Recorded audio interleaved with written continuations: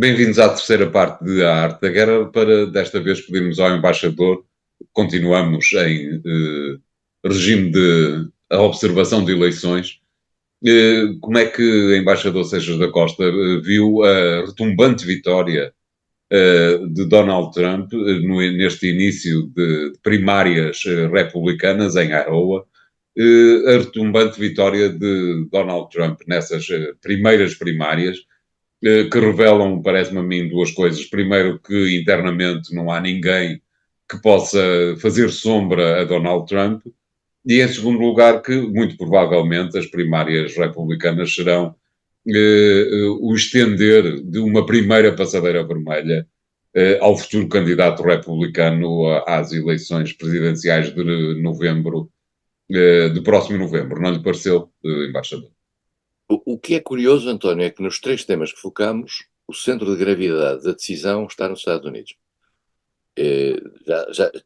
Repare bem, falámos de Israel, falámos da questão de Gaza e a questão americana, o elemento americano na criação de qualquer solução para ali está presente.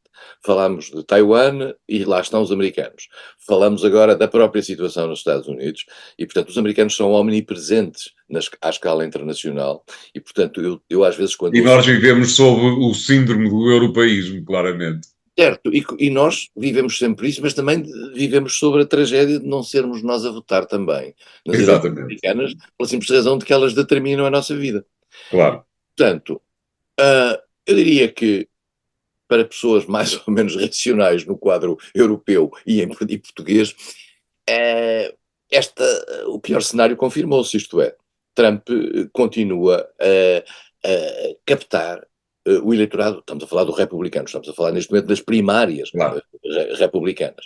E estas primárias republicanas, os chamados caucus, que se vão fazendo em vários estados, dão alguns sinais. Os estados são diferentes uns dos outros, vale a pena dizê-lo.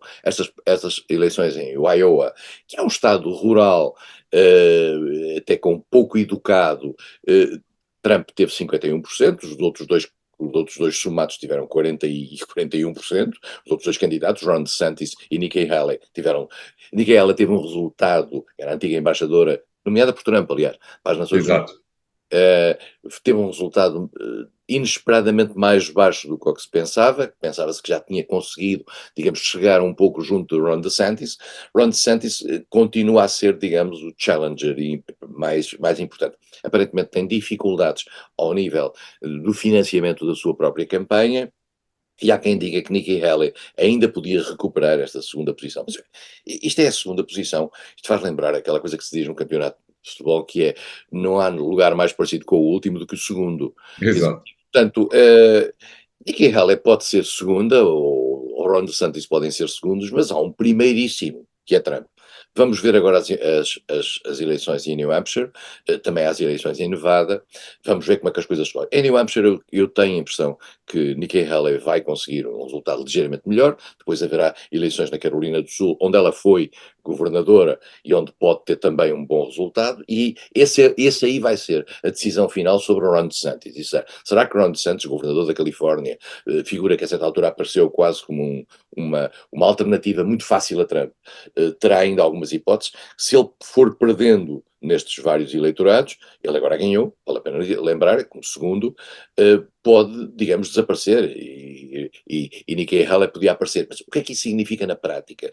Tudo, como o António diz, o tapete vermelho está estendido para Trump. E vale a pena dizer que nestas eleições, das sondagens que se fizeram ao lado das eleições, o, a discussão era esta. O que é que mobilizou os eleitores?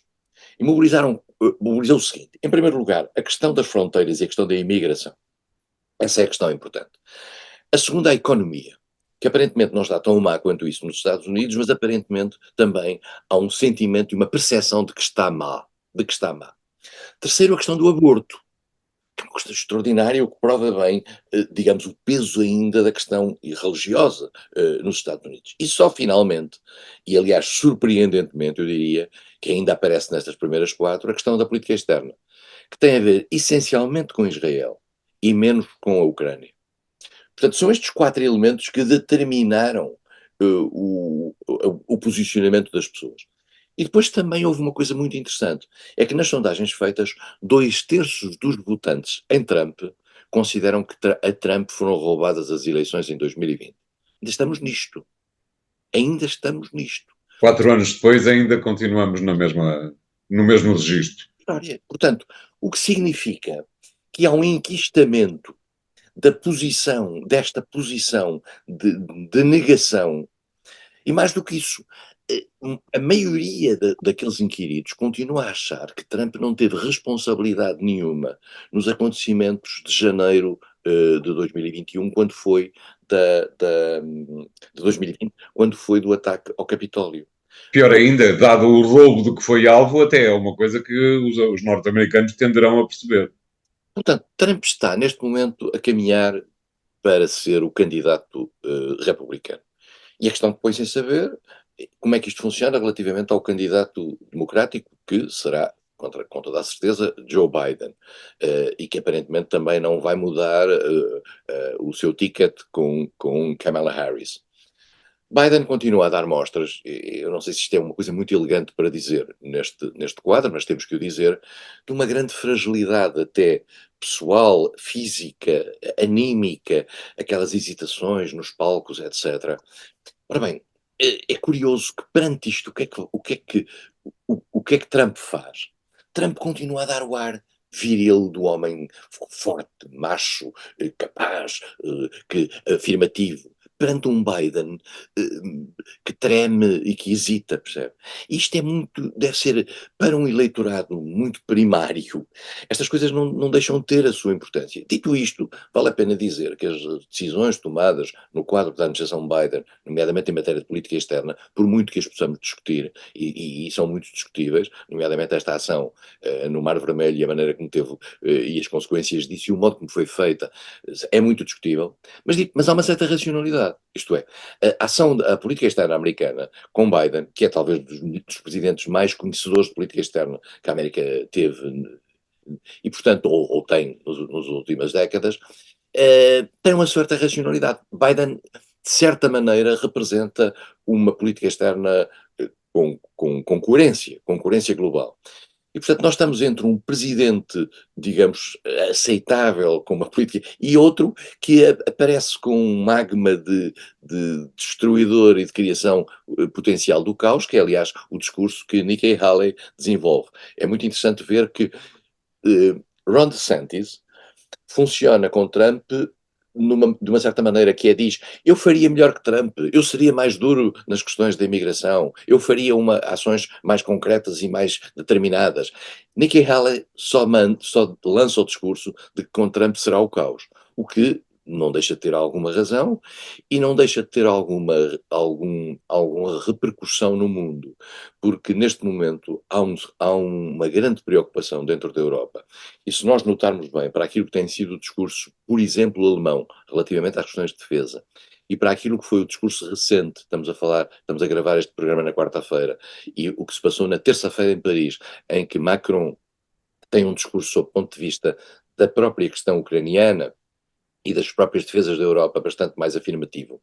Há uma noção na Europa, hoje em dia, de que se Trump chegar ao poder e os sinais de que isso pode acontecer que são cada vez mais evidentes, a Europa tem que começar a tomar conta da sua própria segurança. Nós não sabemos. Será que há essa percepção, embaixador? Eu permita-me que o interrompa e permita-me também que coloque a questão desta forma. Apesar de tudo, os europeus que já demonstraram desde 1945 que têm alguma relutância em gastar dinheiro em armas, não serão levados a pensar, bom, vamos aguentar aqui 4 anitos, o tipo não pode fazer mais um mandato e depois de 4 anos voltamos àquilo que sempre foi o nosso registro. Ora, isso podia funcionar se, se a Rússia não fosse o que é. Isto é, Certo. isso funcionou durante muitos anos. E foi sempre dito, não vale a pena a gente ter a preocupar-se muito, porque os americanos acabaram por ser o nosso guarda-chuva.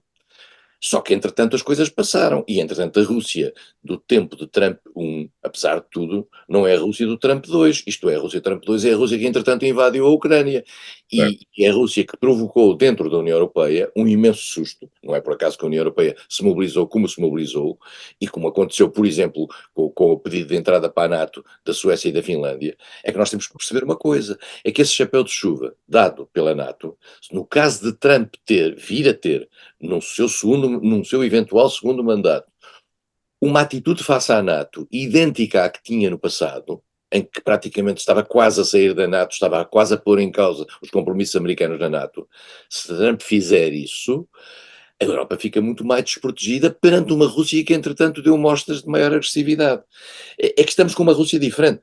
A situação conjuntural, a situação de conjuntura não é a mesma que era quando Trump estava no poder. claro. E a Europa está a entrar em pânico. Há setores na Europa que pensam aquilo que o António disse, isto é, no sentido de dizer, vamos tentar aguentar isto também, se calhar é mais um tempo. Mas há setores na Europa mais responsáveis, e os dois países mais responsáveis na Europa, ou com maior necessidade de serem responsáveis, é a Alemanha e a França, estão a perceber que vão ser eles no futuro os dois pés, por muitas divergências que existem entre os dois, e essas divergências têm-se acentuado nos últimos anos, os dois pés de uma futura segurança europeia.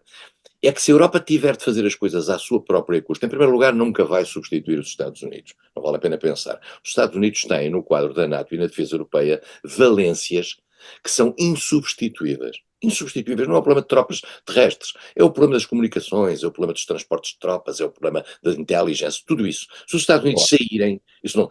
Eu não acredito que os Estados Unidos saiam. Trump também, na altura, não saiu, se nós lembrarmos.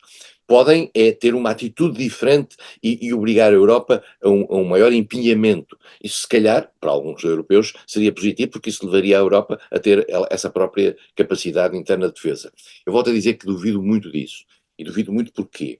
Porque, não obstante, digamos, a solidez das preocupações europeias em matéria de segurança, reforçada por aquilo que foi a agressão russa à Ucrânia, e que, bem provada no caso da Suécia e da Finlândia, eh, eu creio que, apesar de tudo, a capacidade de encontrar entre 27 Estados europeus, somemos-lhe ainda os alargamentos que podem ou não vir, mas não vêm claramente nos próximos 4 anos, a capacidade desses 27 Estados, com opiniões públicas diferentes, com partidos diferentes, com coligações com forças diferentes, com conflitualidades entre eles mesmos, conseguirem definir uma linha comum de defesa, é muito improvável. É Mas muito. até há outra questão, embaixador, se me permite a interrupção. Imagino uma circunstância absolutamente impossível, que era os 27 estarem completamente alinhados nessa matéria. Mesmo assim, 4 anos não chega para grande coisa. Não, e não tem, eu volto a dizer, eles não têm as valências que lhe permitissem defender-se face, por exemplo, a um ataque russo. A questão do ataque russo, nós também temos que perceber uma coisa que eu não sou especialista militar, embora às vezes discuta com eles, mas se a Rússia não foi capaz de invadir a Ucrânia, será a Rússia capaz de invadir a Polónia? Será a Rússia capaz de invadir os países bálticos, que estão protegidos pelo artigo 5º da NATO até agora? A Rússia não foi capaz de invadir a Ucrânia. A Rússia não foi capaz de tomar conta da Ucrânia. Foi capaz de segurar uma faixa da Ucrânia, com custos imensos. Terá a Rússia capacidade para invadir os países NATO? Eu acho que estamos aqui num mito que, de certa modo, tem vindo a ser mantido para garantir uma certa postura anti-russa. Eu até percebo isso, no sentido de, se nós vivêssemos, e esse é que é o grande problema também na Europa, se nós vivêssemos ali daquele lado da Europa, estaríamos muito mais preocupados do que estando deste lado, porque Claro. as preocupações também têm a ver com a nossa posição geopolítica.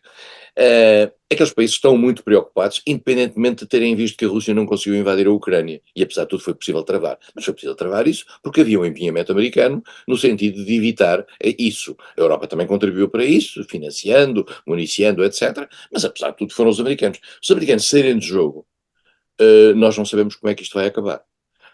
Resta saber se os americanos vão sair do jogo, porque a circunstância de haver um presidente americano eleito que possa ter uma atitude, digamos, de maior compromisso com Moscovo, não significa necessariamente, também vale a pena as pessoas pensarem um bocadinho, não significa necessariamente que os Estados Unidos saiam do jogo completamente, porque a imagem que a Rússia criou nos Estados Unidos nos últimos 2 anos não é, não é a mesma que a Rússia tinha há 4 anos atrás.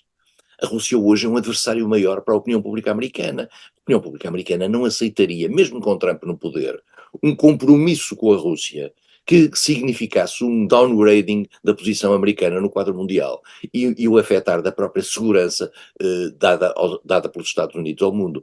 Eu não acredito muito que o Trump 2 seja exatamente igual ao Trump 1. Pode ser muito pior em muitos aspectos. No caso da Rússia, acho que poderíamos ter aí uma surpresa.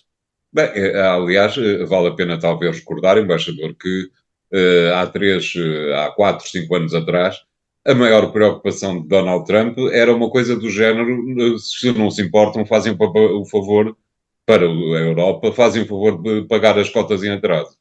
Mas as cotas em atraso, António, não era a cota portuguesa, porque nós também ainda não pagámos os 2% do PIB para a defesa e para o orçamento da NATO. Era para os alemães, era para os países Certo. da Europa. A mensagem era global, mas na realidade era para os alemães. Ora, os Pois alemães claro, já mudaram. Os alemães claramente já mudaram, já estão a investir na defesa. Para alguns já estão a investir preocupantemente na defesa. Há quem esteja preocupado com o rearmamento alemão. Eu não sei se não estou. Eu não quero utilizar aquela expressão de François Mauriac que dizia, quando era das duas Alemanhas e da reunificação alemã, que dizia: eu gosto tanto da Alemanha que até gosto de ter duas. Há muita gente que se preocupou com a Segunda Guerra Mundial e há muita gente que se preocupa com o rearmamento alemão e que acha que as tendências nacionalistas alemãs, no caso do rearmamento, poderão, digamos, trazer-nos uma outra Alemanha muito diferente daquela que saiu da Segunda Guerra Mundial e com que nos habituámos a viver ao longo desses 70 anos.